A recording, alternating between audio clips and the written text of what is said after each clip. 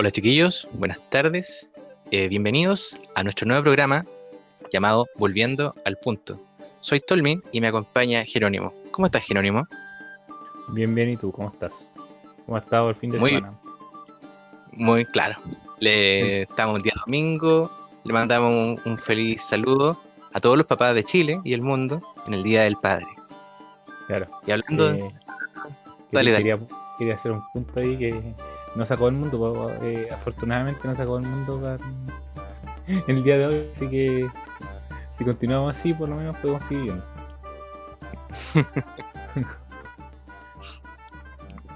El tema de hoy, como queremos hablar en nuestro canal acerca de todo lo que es la cultura occidental y mucho de lo que se ha olvidado, que es importante que lo recordemos en nuestros tiempos, es sobre los fueros españoles,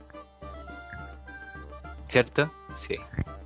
Sí, eh, nos, ya bueno, la razón por la que elegimos este tema fue principalmente porque nos dimos cuenta que hay muchos términos que se usan actualmente, como democracia, gobierno, partido, cuando se usa el pueblo, todo eso, cuando usan esos términos, muchas veces vienen de raíces muy anteriores que en su origen sí tenían sentido. Ahora no. Entonces queremos llegar a eso, a explicar esos puntos y volver al punto de qué es lo que significa al final. ¿Qué significa cuando alguien dice poder del pueblo? Y por qué, por ejemplo, el foralismo sí es la base con la que hay que empezar, pues, no la democracia como a algunos les gusta hablar. Exactamente. Eh, el objetivo de este programa consiste en rescatar la cultura occidental, que en los tiempos modernos, contemporáneos, se ha visto tan afectada por toda una serie de ideologías y filosofías que son nocivas y nada de constructivas. Hemos visto de que hay muchos, el punto al cual nosotros intentamos volver son esas ideas, esos principios que están en la realidad y que hace que nuestra cultura occidental haya salido adelante durante tanto tiempo, durante muchos años, siglos, y haya sido la hegemonía mundial. Y de ahí viene por el volver al punto, es volver a esos principios que están ahora enlodados o enterrados o olvidados, sacarlos porque valen muchísimo. Son el Eh, tesoro de nuestra cultura, de nuestro país y de nuestra vida. Adelante. Esto es bueno, queremos volver a los principios que hizo a Occidente grande. Que hace que Occidente haya dominado el mundo. Hay que domine el mundo parcialmente. Exactamente. Y nosotros decidimos hablar un poco de cómo surgió la orgánica del poder en España. Esto después lo llegó a nosotros a Chile por un tema de la conquista y la colonia, pero esto no surgió en Chile, el tema de los fueros, sino que en España. Parto un poco hablando yo de historia. Sí, sí, como previamente se forma, porque estamos hablando de algo que probablemente nadie de los oyentes te conozca. Exacto. Nosotros partimos, a ver, el origen en sí de la palabra fuero viene del latín forum, que significa que es lo que está afuera. Forum viene de una palabra antigua que se llama fuer y significa puerta. El fuer es un galo que se llama fuer. Entonces lo que es afuera de la puerta corresponde a lo que es lo público y lo separa con al interior de la puerta, que es lo privado. En el caso de los romanos, el forum era la zona, el lugar de donde estaba una ciudad y se desarrollaba la economía, la transacción económica y se discutían los asuntos políticos, públicos. En nuestro caso, dale, dale, dale. Así que quería hacer un punto importante en esto, que desde los romanos hay algo que, bueno, aquí hay un concepto que se ha pervertido mucho, quizás más adelante profundizamos en esto, pero que ellos definían, por eso se usa esa palabra, definían bien, que era lo privado y lo público. Ojo, no estamos viendo el contexto de propiedad privada todavía, pero si ustedes ya entienden, hay cosas que son privadas y cosas que son públicas. Y uno de los problemas que tenemos actualmente es que tenemos mucho, estamos llenos de corrientes filosóficas o ideológicas que dicen que o todo tiene que ser privado o todo tiene que ser público, sin entender esta diferencia inicial, que hay cosas que tienen naturaleza privada y naturaleza pública. Entonces, y bueno, como estaba diciendo, ahí ya después esto va a conectar con lo que va a decir Tommy posteriormente, que los fueros en realidad es a solucionar los problemas que son de naturaleza pública. Eso quería como aclarar. Exactamente. En el periodo del...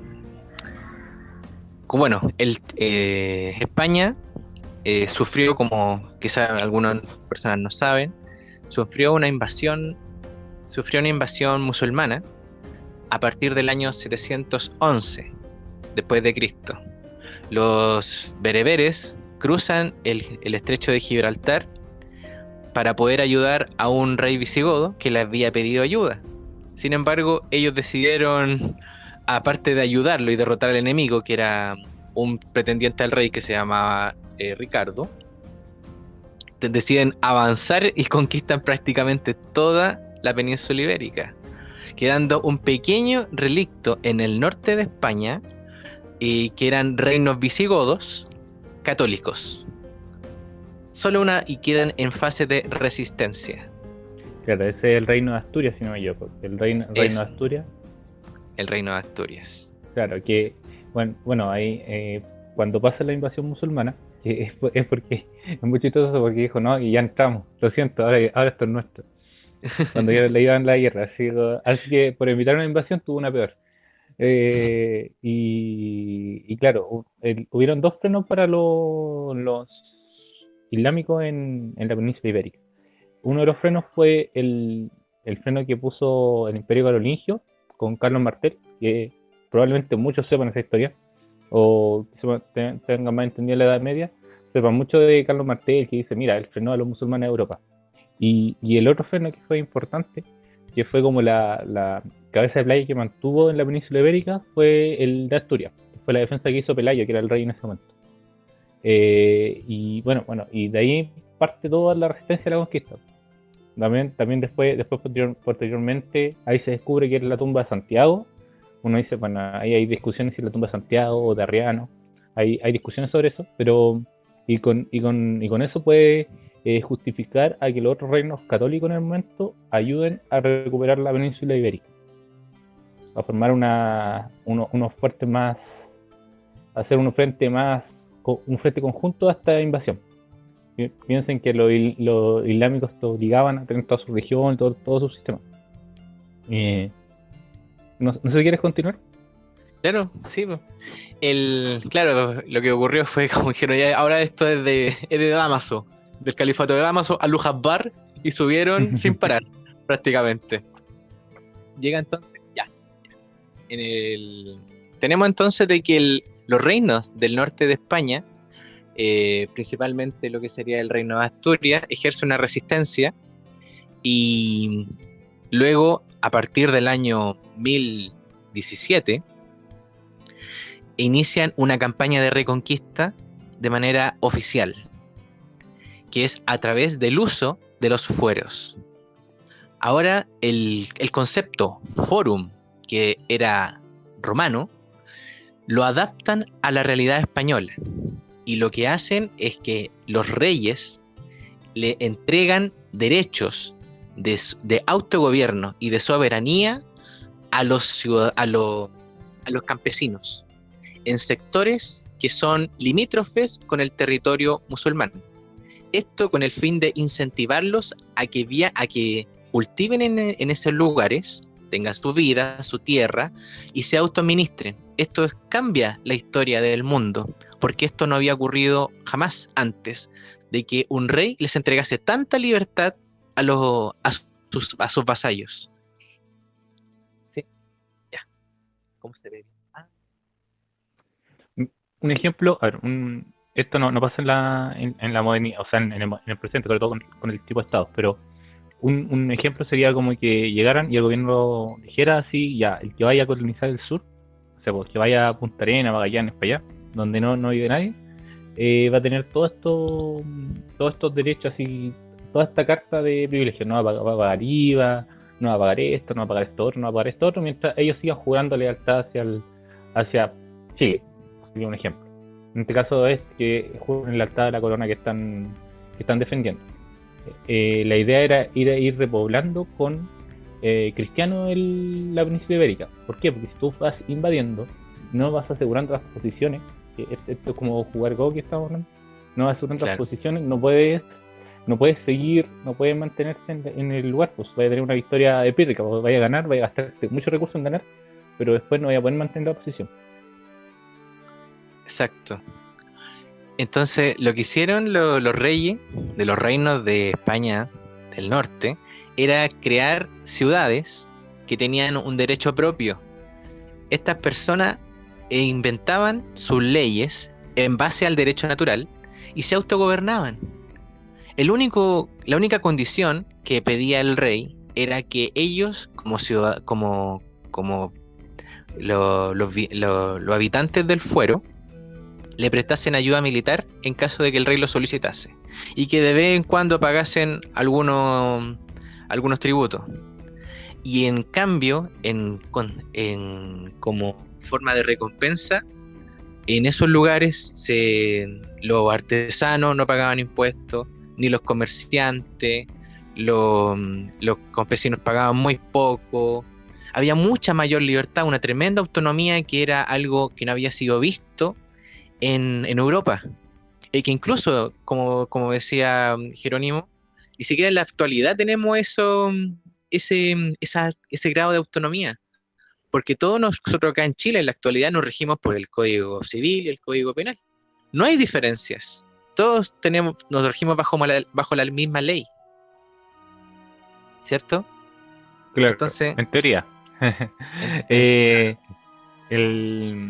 Algo que aclarar en cuanto al regimiento de la ley, de la misma ley, uno de los avances importantes que generan los fueros en este punto es que en algunas disputas los señores y vasallos quedaban bajo la misma categoría, bajo los mismos estatus jurídicos. Entonces es la primera vez donde nosotros podemos ver de forma efectiva que las leyes son iguales para todos.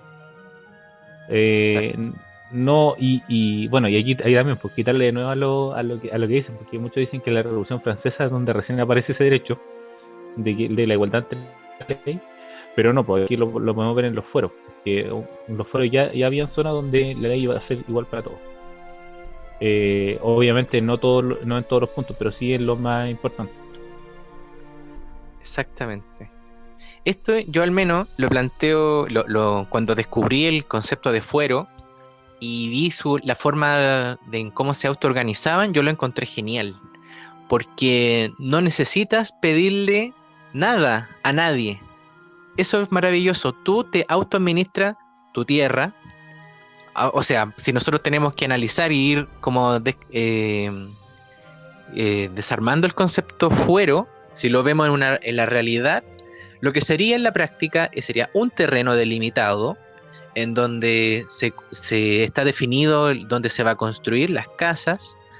Hay un hospital, un colegio, una iglesia, y el fuero donde se hace el comercio y donde se tratan los asuntos políticos, donde se deciden, donde se ejerce la justicia. Y alrededor de ese pueblo hay una tierra que es cultivable y donde están los bosques. Entonces todo ese terreno pertenece al fuero y ellos deciden lo que hacen. Son muy autónomos. Y de esta categoría de fuero, esta gran libertad que tenían las personas para poder autogobernarse, históricamente estuvo muy presente en el norte de España y por eso aún se les mantiene. Políticamente hablando y jurídicamente hablando se les mantiene lo que es la categoría de fuero, especialmente en los reinos de Navarra y en el País Vasco. Ellos siempre fueron independientes desde los comienzos de la historia española y defendieron su libertad y su autonomía. Y en tiempos donde se vio amenazada su perder esa libertad, ellos se levantaban en armas, siempre. Especialmente los vascos. De ahí surgió el tema también de La ETA es vasca. Pero yendo un Y poco más atrás, pues cuando las guerras carlistas, incluso antes de las guerras carlistas, cuando llegan los pasan los franceses, o perdón por el término, pero cuando pasan los franceses por España y dicen ya, este terreno es nuestro, muy parecido a lo que habían hecho los islámicos eh, anteriormente, también pues se genera es la forma de que la misma gente vaya a generar una resistencia. exacto. Y aparte, el País Vasco, detallando un poquito más, fue siempre independiente por las condiciones geográficas que tenían. Ellos estaban mucho rodeados de cerros y cuando alguien intentase invadir en su reino, ya fuesen mismos españoles, musulmanes, otros visigodos, quien fuese, bárbaro, lo que hacían ellos eran retirarse a los cerros. Y como estos invasores subían también, lo que hacían los vascos era tirarle una roca gigantesca y lo hacían bolsa. No había cómo invadir el País Vasco. Hasta la fecha no hay cómo invadirlo. Es invadible. El estilo guerrilla, pues, que muchos dicen, no, la guerrilla la crearon, no, pero la guerrilla existían casi desde antes de Roma. De hecho, que la forma de resistir que tenían siempre había sido esa, era se iban por zonas montañosas, se escondían ahí cuando llegaban invasores y nunca dejaban que tomaran efectivamente el territorio. Siempre fueron un freno a los avances. Sí, volvamos al punto, ya que nos estamos yendo por muchas ramas. No estamos yendo. Dale. Volviendo a los fueros, lo que dijo Tolkien era que tenía un origen romano, ¿cierto? Así es. Entonces la relación que hacía Roma para y esto tiene que ver con cómo se constituyen las monarquías. Incluso antes de los fueros romanos, generalmente para tú defender un territorio común que hay entre personas, en un poblado o en un poblado, ya que estamos hablando de 500.000 personas, no estamos hablando de ciudades como las actuales, tenían que asociarse entre ellos, o sea, juntarse, hacer como lo que dirían ahora asamblea, ¿sí? O un foro como se decía en ese tiempo, para poder organizar una defensa de lo común, o si alguien les va a dar invasión, o si alguien le quiere generar una alianza, ¿cierto? Entonces de ahí nace el concepto, más que otra cosa, nace esa estructura de poder que pasa de abajo hacia arriba. O sea, se juntan pequeñas familias, un conjunto de familias, después ese conjunto de familias de un pueblo se junta con otro pueblo y todo ese conjunto, y entre ellos eligen un representante, y ese representante es el monarca. Estoy diciendo monarca de muchas comillas porque monarquía no se entendía igual en ese tiempo, pero es como el monarca para que veamos un símil actual. Y en base y de hecho, por eso las monarquías son en general más orgánicas que los estados democráticos, porque las monarquías son las que son al final la familia que logró más alianzas con otras familias. Exacto. Es la forma natural en que nosotros nos organizamos y cómo delegamos el poder, a través de esos vínculos que pueden ser incluso a través de los siglos entre familias. Y ha sido natural, pues. Sí. Dale. Y bueno, y aquí volviendo de nuevo, como estaba hablando al principio de cómo se iba estructurando el poder, cómo se estructura el poder político principalmente, es que así mismo como se genera un representante, ese mismo representante no puede decir, mira, no puede como que de repente esa familia decir, ya, yo te voy a empezar a vender todas estas tierras para que tú no me invadáis. No podía hacer eso porque él le dan representación sobre respecto a solo un tema nomás, que es la defensa, o negociar, pero no puede ir y regalar territorios de los representados, o endeudar a los representados. Bueno, ese tema yo creo que lo tocaremos más adelante, pero es importante dejar ese punto. No se endeuda a los representados, ni se puede asumir la propiedad de los representados, en ningún caso. Cuando está hablando de estos sistemas, incluso de la monarquía, no existe tal como esa persona va a ser dueña de todo lo que le dieron representación. Exactamente. En el viejo régimen, los reyes se endeudaban, pero no endeudaban a la nación. Esto, lo de endeudar, lo que es deuda pública, lo que tienen varios países y están reventando, es algo que pertenece conceptualmente a lo que es el Estado moderno. La separación de los tres poderes añadido a un banco central.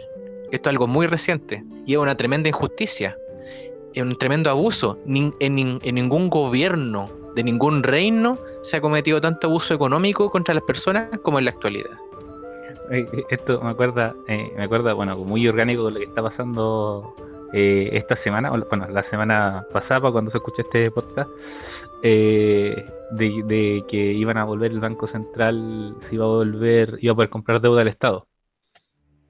Y para ponerlo en contexto, por ejemplo, una deuda, explicar en resumidas cuentas lo que es una deuda estatal, es que el gobernante, al tú votar por él, le diste autoridad para hacer lo que quiera con la propiedad que está entre todo ese territorio. Entonces, y esa autoridad, bueno, nadie se la ha dado en teoría, pero en la práctica, de que ocurren las revoluciones francesas y todas las revoluciones liberales que vienen hacia adelante, los gobernantes se arrojan la propiedad de los gobernados. Entonces pueden endeudar, por ejemplo, al país, y existe el concepto de deuda pública, lo que está hablando todo el mundo. Deuda pública. La deuda pública antiguamente no existía, porque la deuda tenía títulos título hacia una persona, no hacia un grupo. Incluso si hubiera títulos hacia un grupo, ese mismo grupo tenía que dividir la deuda entre todas las personas. De hecho, con Tolmin, antes habíamos hablado de este tema y decíamos que en Chile, teniendo un ejemplo, tenemos una deuda de $9.250 por habitante. Exacto. Una persona cuando nace ya debe esa cantidad de plata. Son como 8 millones de pesos. Solo por nacer. Y en aumento.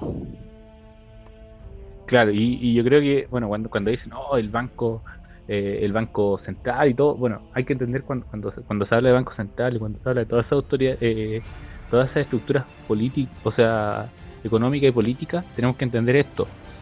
Estas estructuras solo se pueden hacer cuando se genera un contexto en el cual se permite centralizar la economía, el poder en una persona que le permite centralizar la economía. ¿Ya? No sé si lo dije claro. Sí, un ejemplo de eso es, por ejemplo, los que crearon el papel moneda o el papel fiat fueron los chinos. Y los chinos lo pudieron hacer porque ellos negaron el comercio a todo su entorno.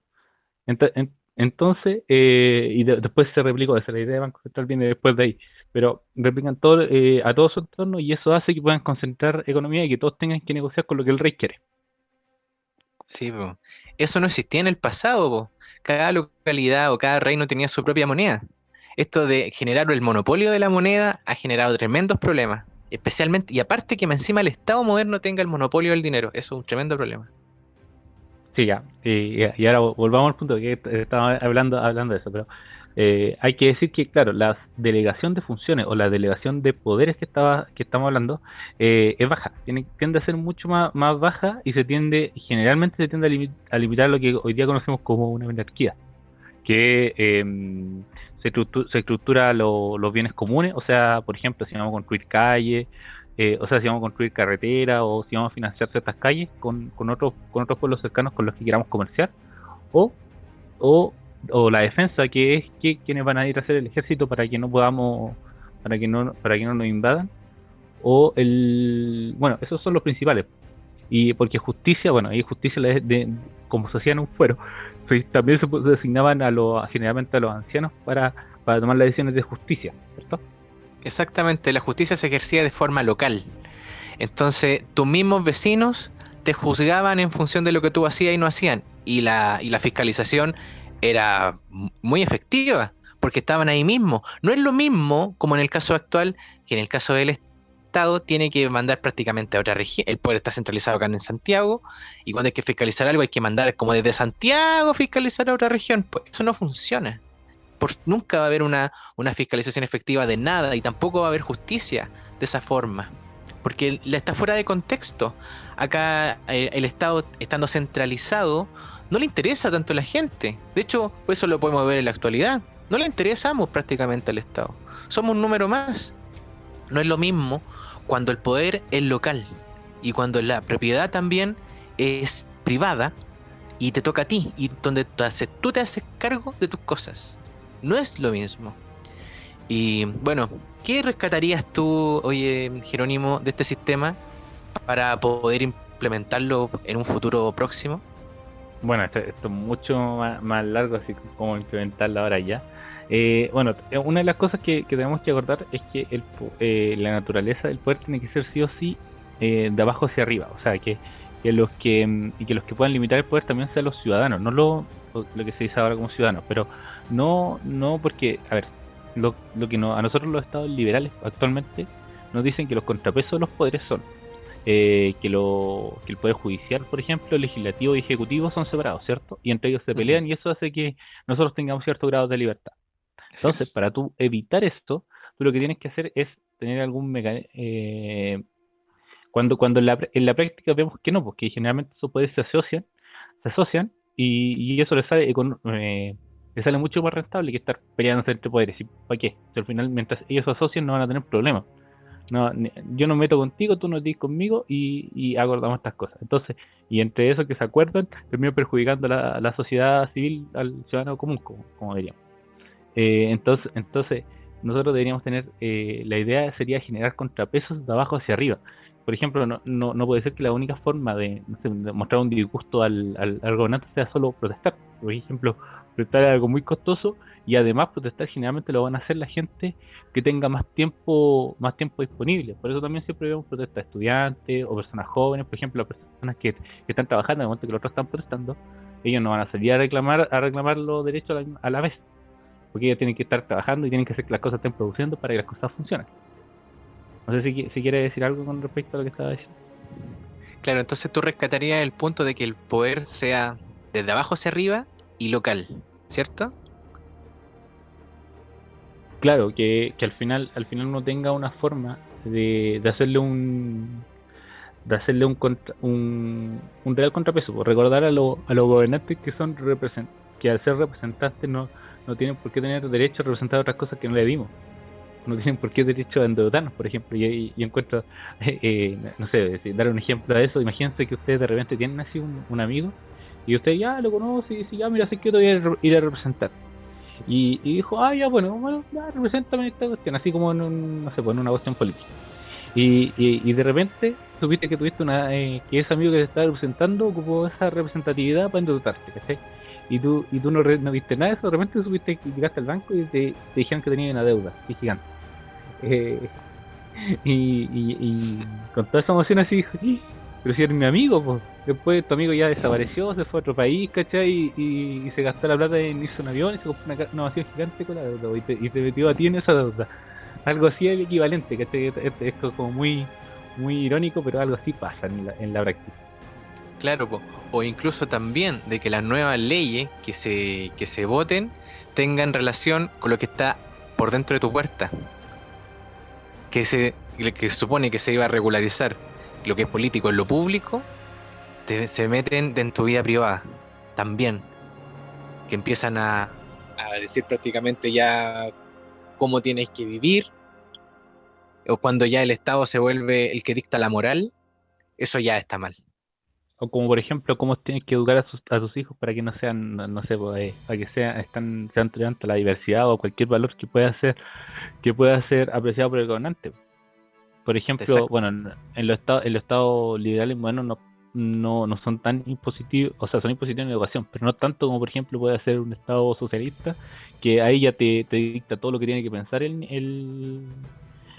tu hijo, pues, ¿cachai? Tu hijo es casi ya, no es tu hijo, pues es del gobierno. Ya, bueno, llega a otro extremo más allá, pero ese Sí, po. extremo se empieza a tirar lejos, incluso en la actualidad cuando están hablando de la ES y todas estas leyes que quieren pasar, ya lo empiezan a tirar lejos cuando ellos deciden, no, mira, sabes que tu hijo tiene que educarse en esto, tiene que estar obligatoriamente 5 horas al día tomando estas clases y tiene que responderme esto para aprobar, si no, no va a estar dentro de la sociedad.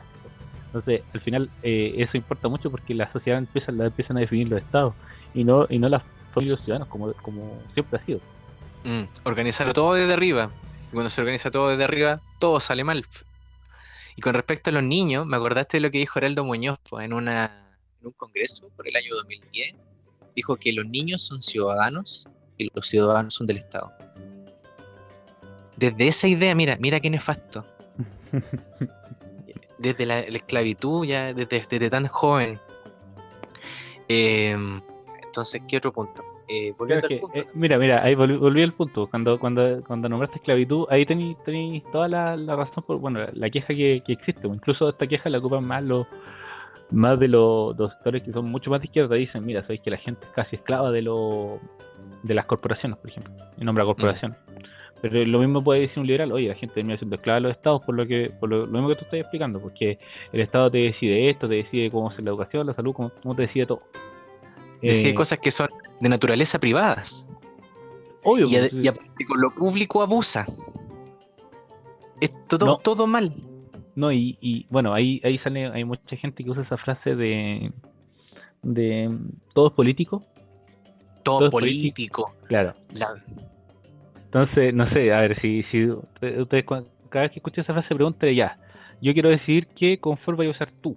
Tiene que ser algo así, porque en la práctica cuando alguien está diciendo todo es político, está diciendo que el gobernante o el político tiene que gobernar todos los aspectos de tu vida, desde cómo vayas al baño, desde con quién te enamoráis, desde con mm, quién salís, con quién sales, y por mucho que dicen, no, queremos libertad. Bueno, esa es la mayor represión que te pueden generar, porque al final te están obligando a todo. exactamente. Eso sería como la forma, bueno, en los fueros, pues sería la forma natural, y creo que ha sido, no, ha sido la forma natural, que es un poder que es descentralizado, local. En el fondo, el concepto de ciudad-estado, algo tan antiguo como la humanidad, y que así es como la forma natural en que nosotros nos organizamos, en una ciudad-estado, en algo local, en donde tú puedes eh, ver y tener contacto con quien regulariza los asuntos públicos, porque es tu vecino, y no se meten en dentro de tu casa, porque ya saben que son malos.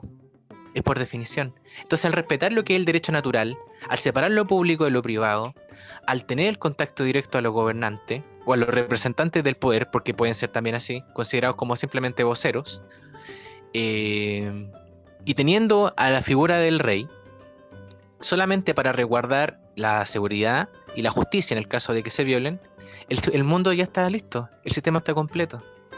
Solo quedaría en el caso de que hayan injusticia, como en el caso de cuando pasaron de los Habsburgo a los Borbones, ¿te acuerdas?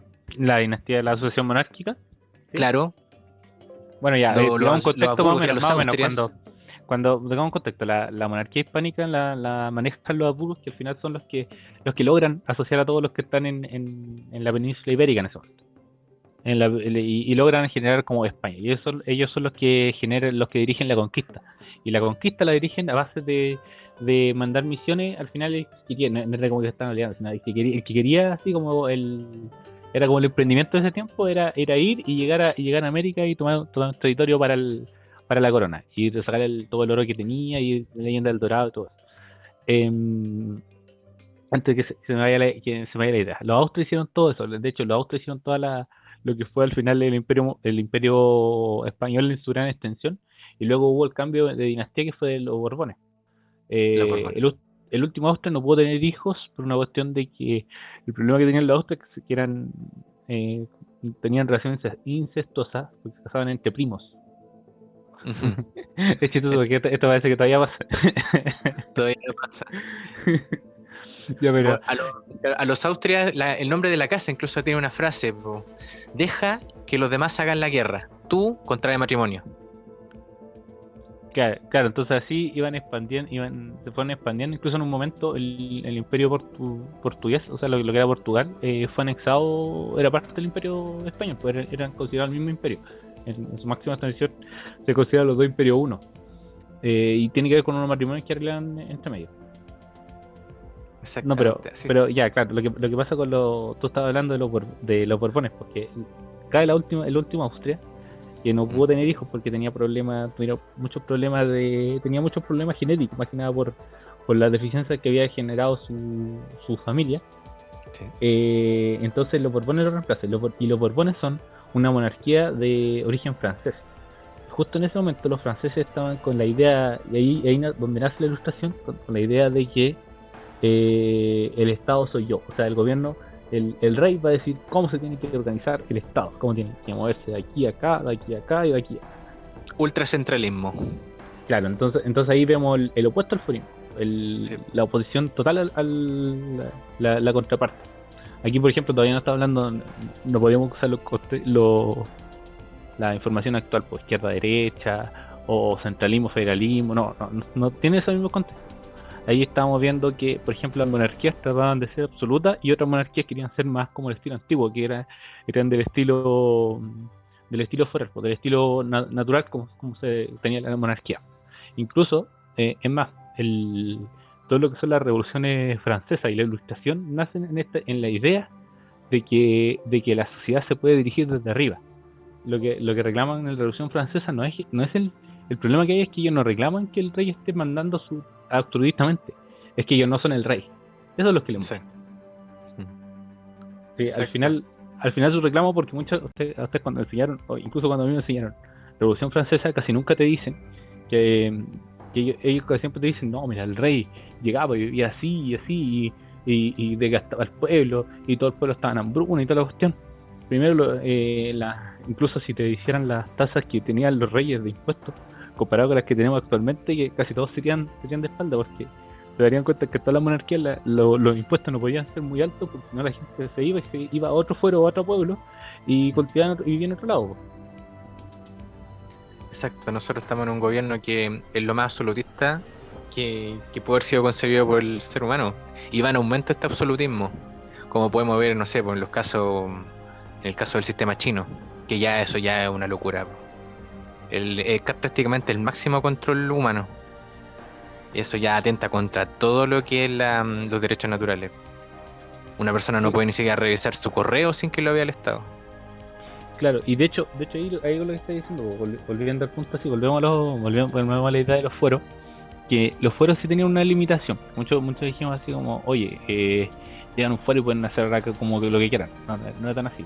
Tenía una limitación que los fueros sí tenían que sí o sí atenerse a los derechos naturales. El fuero en un momento se empezaba a salir de ese orden. Podía ser, primero, si era muy opresivo, podía la gente empezar a irse del fuero. O si era muy, ¿cómo se llama? O si se empezaba, no sé, pues empezaba a hacer, empezaban a hacer caciques locales que fueran a decidir gobernaciones diferentes, o sea, distintas a las que ya se habían establecido previamente, se podían sacar. Y incluso aquí es donde vemos también es que tenemos peleas diferentes, porque las peleas que hay entre cuando se hacen las asociaciones monárquicas, cuando no eran acordadas, hacía que entre ciudades se pelearan, porque hay ciudades que apoyaban a un rey y otras ciudades que apoyaban a otro rey. No sé si no quiero irme muy allá, pero más o menos ese era uno de los problemas que pueden presentar los estilos de fuero.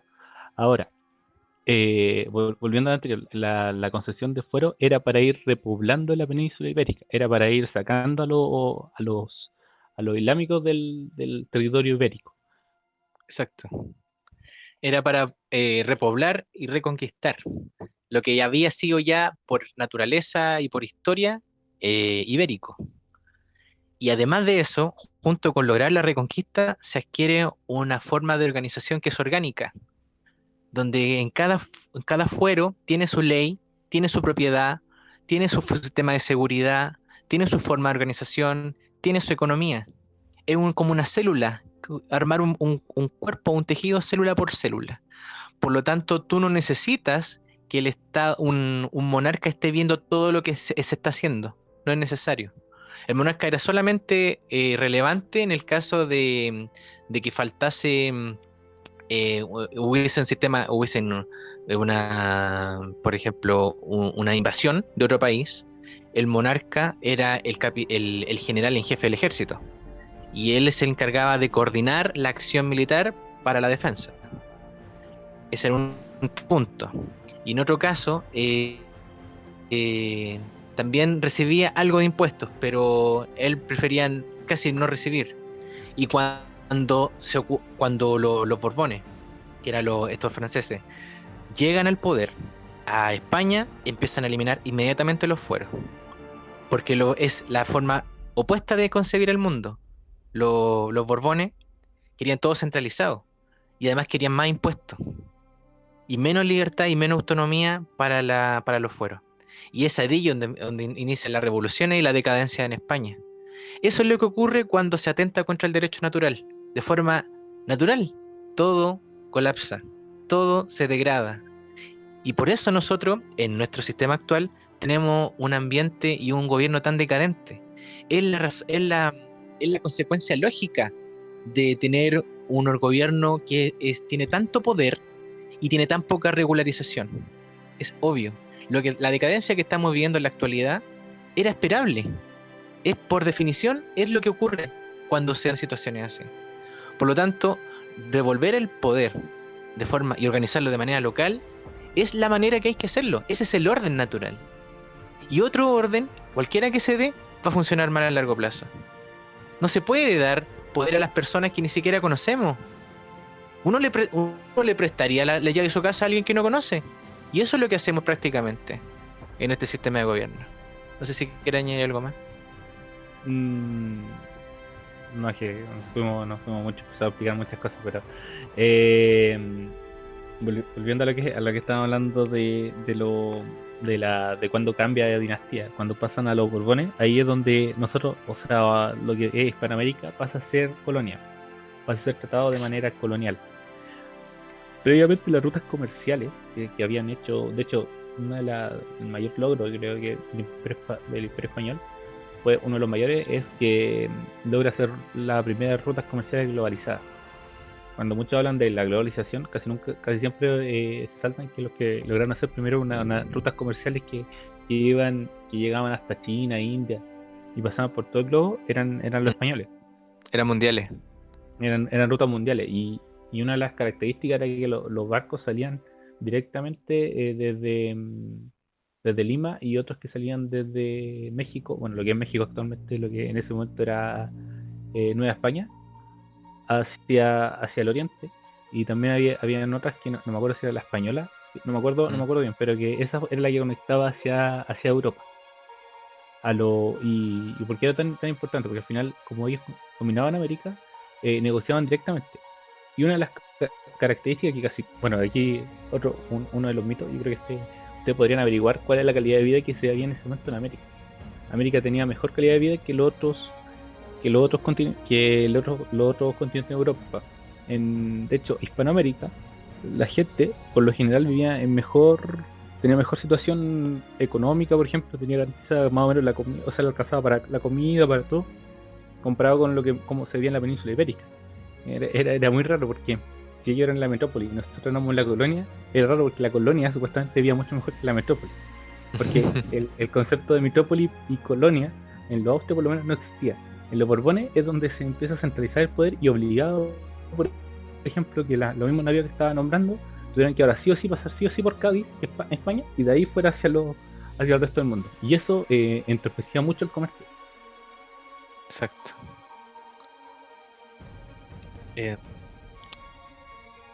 Volviendo al punto.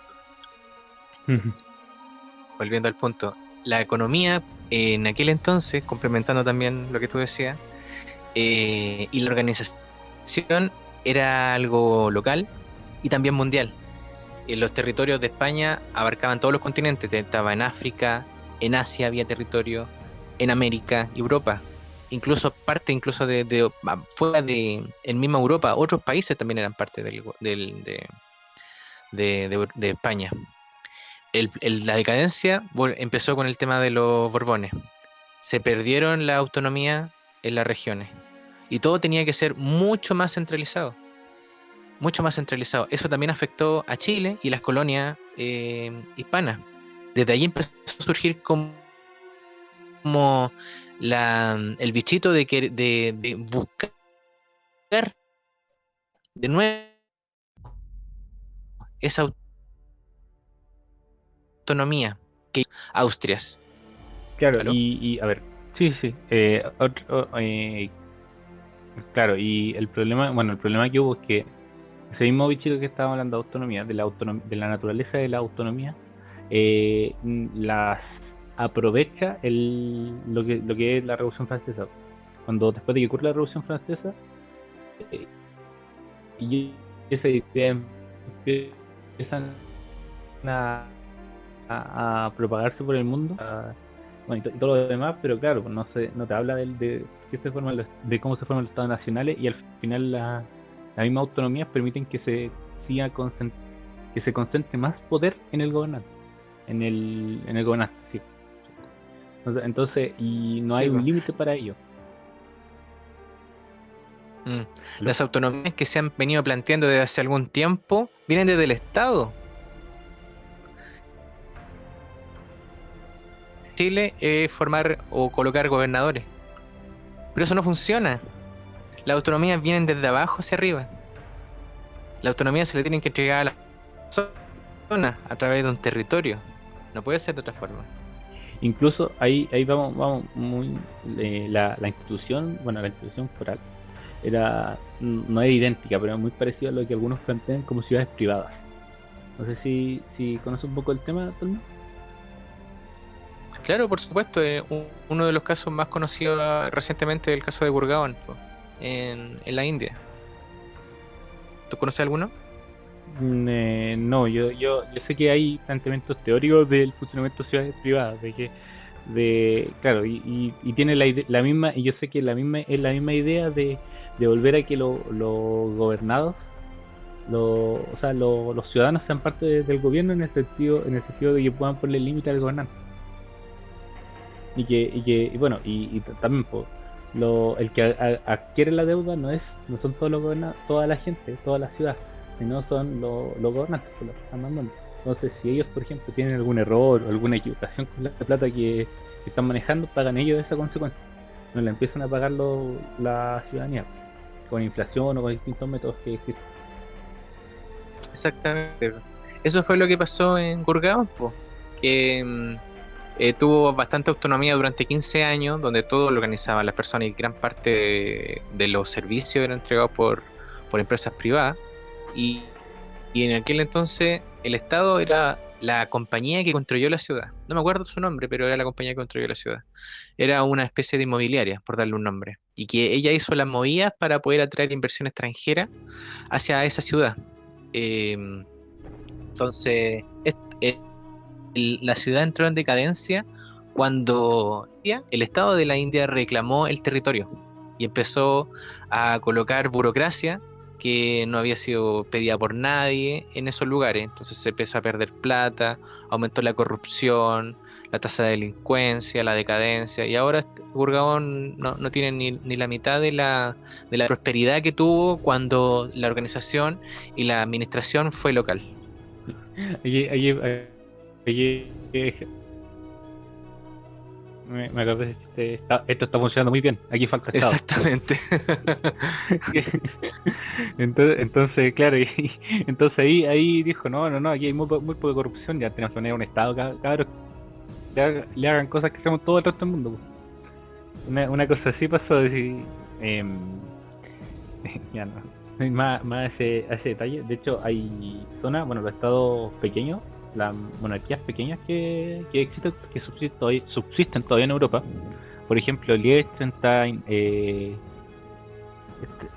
¿cómo se llama la que está en frontera de España y Francia? Hay un principado chiquitito. Navarra, el País No, Vasco. pero que no es de España, es de... que siempre todos los españoles... No, sí, bueno, Mónaco también es un ejemplo, pero que todos los youtubers de España dicen que se van a ir a ese país porque le cobran menos impuestos. No me acuerdo cómo se llama. Bueno, también está Gibraltar. Si ustedes ven todas las autonomías pequeñas que existen en Europa, casi todos son paraísos fiscales y casi todos los bancos se concentran en esos lugares. Claro. Ahí. Sí, se concentran en esos lugares. Esa es la ventaja que tiene. Ojalá nosotros en Chile podamos dimensionar que estamos en un sistema que es por definición un error, que es un ideal que nunca va a funcionar. Viene el tema ilustrado de armar países desde arriba con un simple papel.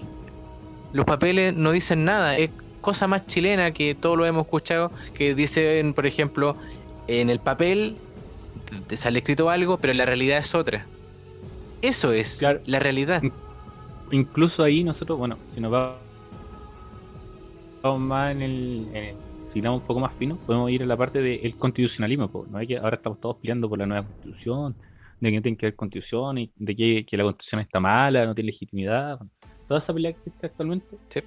bueno, nace por una idea ilustrada, po, de que la constitución dice, la constitución viene a reemplazar lo que antiguamente eran como las leyes naturales que se conocen. Y lo tratan de formalizar, de poner en un papel lo que ya se conocía que era.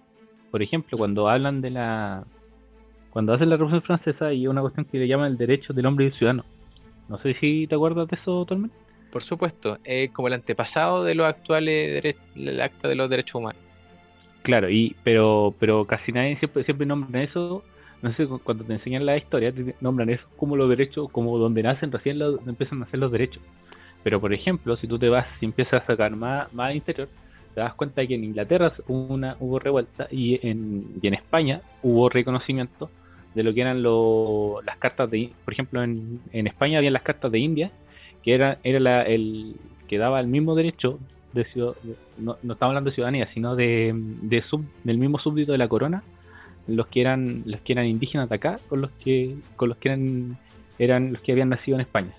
Y ese mismo derecho impedía la esclavitud, impedía que se hicieran el sistema de esclavitud para tratar a los aborígenes de acá. Entonces eso hizo que también que cuando se hiciera la conquista, fueran absorbiendo a los pueblos, no, e impedía ir masacrando como hicieron otros continentes cuando hicieron su conquista propia. Claro, como Francia o Gran Bretaña. Claro, bueno, Francia es como el dragón de papel que dicen por ahí. Francia siempre quiso ser grande, pero nunca logró nada importante como imperio, pues siempre su imperio se caía, lo poco que creaba se le iba destruyendo de a poco, pues, y tenía que ver con la misma idea de que como quería siempre dirigir las cosas desde arriba hacia abajo, no generaba sociedades buenas. De hecho, Francia, el único territorio francés, aparte de la Guyana francesa, que es la que aún mantiene, es la Haití, la única que fue como colonia francesa. Exacto. Y un buen ejemplo de que ellos no pueden poner como hacen sus instituciones, son tan artificiales, no pueden convencer a la población de eso. La población no las sigue. No tiene sentido. Sí, a ver, un ejemplo de instituciones de que no tienen sentido. O sea, que no tienen sentido cuando se hacen desde arriba. Cuando se habla de la legítima defensa. La legítima defensa está pensada para que si a ti te van a atacar o te van a matar, tú puedes defenderte, ¿cierto? Exacto. Pero aún así está pensada, aún así te exige que sea racional y que sea en proporción. O sea, si alguien te va a matar con un palo, tiene la intención de matarte, pero con un palo, y tú tenías una pistola y tú le disparas para evitar que te mate, tú excediste el derecho, ya no estás ejerciendo legítima defensa porque tenía un arma que estaba en otra categoría que la del palo. Entonces, como no era proporcional, tú ya no estás en legítima defensa. Eso es un ejemplo claro. Y por ejemplo, en Estados Unidos la legítima defensa se entiende que si tú te vas para defenderte, muestras un arma y no te hacen caso con la amenaza y disparas, se admite la legítima defensa porque tú ya mostraste el arma. Ahí hay un ejemplo de cómo funciona más o menos. Se tiene que entender bien que lo que entendemos como derecho natural, tiende a ser mucho más orgánico, tiende a estudiar la naturaleza, como dice, tiende a estudiar la naturaleza, el comportamiento de las personas, y de ahí hacer un corpus legal, un cuerpo legal. De ahí viene el derecho romano y todos los otros derechos que antes habíamos conocido. Son muy distintos a los derechos que se quieren adquirir por lo que se conocen hoy día como los derechos positivos. Exacto. E incluso en el pasado, cuando está en los mismos tiempos de los fueros, las personas que vivían en los fueros no le exigían nada al rey de legal, po. Y cuando lo hacían, hay un caso incluso histórico que el rey mismo les dijo, la gente, curiosamente fue en el País Vasco, les pidieron al rey en algún periodo histórico, denos por favor un código para tener leyes. Y el rey les dijo, ¿qué puedo añadir yo a su legislación? ¿Qué puedo decretar yo que ustedes no sepan mejor que yo, que hayan vivido en su historia? No me necesitan para eso. Esa es la lógica de los fueros. La persona en su historia y en el quehacer conocen cómo funciona el local, su localidad, cómo funciona la convivencia, y ellos regularizan eso. Y al final, cuando hay que escribir algo, es simplemente describir la realidad para que no se olvide, porque eso es lo que ha existido siempre. Eso es retornar al punto, retornar a lo natural. Eso Sí, es lo que nos claro. falta recordar. Y aquí es importante lo que dijo de escribir, po, porque muchos están obsesionados con que van a escribir algo y de la noche a la mañana eso va a funcionar. Están obsesionados con que mira, pues si la ley no lo dice así, entonces no puede ser claro, pero el que es delincuente no está leyendo la ley, pues, ¿cachai? No. Y incluso ustedes, pues si yo le pregunto a cualquiera, yo paso hasta, si hablo con este abogado, ninguno sabe toda la ley que existe, pues. Entonces, pero su naturaleza, yo le puedo decir más allá, su conciencia sí les puede más o menos dictar de cómo debería ser naturalmente algo. No sé si puede complementar más con eso, pero a mí me queda mucho más claro cuando hablamos de eso. Por ejemplo, para nosotros es natural que si tú consideráis malo robar, ¿por qué lo consideras malo? ¿Es porque alguien te lo dijo? ¿O es porque tú piensas, generalmente casi todos lo aceptamos porque alguien lo dijo, pero cuando tú piensas y empiezas a razonar, ¿por qué es malo robar? Y te das cuenta que claro, que si yo me robo, entonces el otro también me puede robar. Y si el otro también me roba, y si todos estos me pueden robar, y yo solo puedo robar a esto, entonces incluso pensando muy egoístamente o racional, egoístamente, vaya a pensar que no, al final conviene que nadie robe porque así cada uno tiene bien limitado lo que son suyos. Porque si no, no tendríamos un derecho, no podríamos reconocer como las cosas nuestras, y teníamos que todos estar, en vez de ir buscando cosas o ir obteniendo cosas, teníamos que estar preocupados de que no las quiten. Esa es una misma lógica, por ejemplo, de entendemos así no robar o no matar, lo mismo. Si yo empiezo a matar a todo el mundo como algunos de los mismos que invadieron España antiguamente, Mm.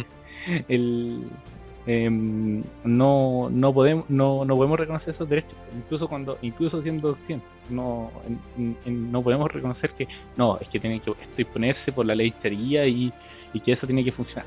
No es así. Por lo menos nosotros tenemos que tener bien ese eje cardinal de entender de dónde nacen los derechos, de dónde los conocemos. Y no es porque nosotros lo pusimos papel, porque un papel se puede quemar, un papel desaparece, un papel no tiene sentido, es un papel, ¿no? ¿Okay? Pero cuando es una institución que todos estamos reconociendo a la vez, tiene un cuerpo legal mucho más fuerte. Exactamente. Ahora, como nos vivimos bajo ese sistema, necesitamos para hacer a veces trámites que son normales, andar con un abogado al lado para que nos explique tanta ley que hay, po. Hay ley para todo. Ya no es posible concebir la justicia sin un abogado al lado. Es una locura. Y muchas de esas leyes ni siquiera son justas. Pa más remate. Incluso ahí podéis también incluir todo lo que es la burocracia, por ejemplo. ¿Por qué necesito que un notario público tenga que estar presente en un trámite donde yo transfiero una propiedad de una persona a otra? Un ejemplo, ¿cachai? Siendo que yo estoy transfiriendo, yo al tiro yo reconozco tal cosa, tanto. Y antes existía como los ministros de fe, que eran como los jueces en ese tiempo, y decían ya, en el caso que fuera una propiedad grande, por ejemplo una propiedad de territorial o un terreno, existían los ministros de fe, decía ya, yo, y firmaba eso y los ministros de fe, tanto. Y no tenía como 10.000 notarios para hacer cualquier trámite. Incluso ahora, bueno, eso también hace tantos trámites para hacer ciertas acciones, hacen que las cosas sean lentas, hacen que las cosas de naturaleza tengan que demorarse más. Exactamente. Bueno, ¿quisiera añadir algún punto más? No, es que yo creo que después podremos ir complementando más lo que son los foros. Bueno, yo creo que ya lo dejamos medianamente claro. Y podríamos hablar un poco, yo creo que después podríamos hablar un poco más de cómo ocurrió cómo fueron los foros romanos y cómo funcionaban los foros romanos que se los sacaron los griegos, como tú nombraste cuando habíamos conversado, y cómo tuvieron una naturaleza previa también, porque esto no fue una idea de que se le ocurrió a los reyes católicos, dijeron hagamos esto y nos va a tiro, no, son ideas mucho más previas y que son mucho más antiguas que lo mismo que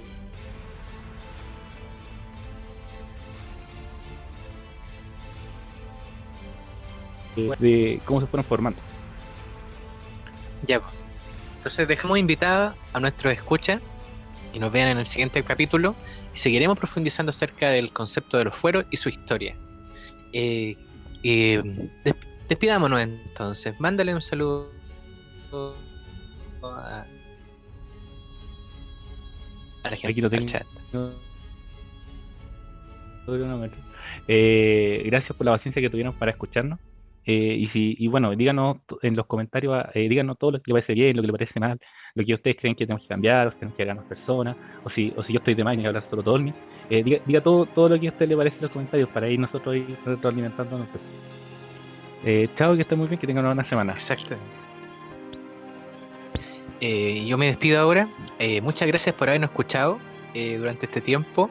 Los dejamos invitados para el próximo domingo. Todos los domingos vamos a salir en la tarde.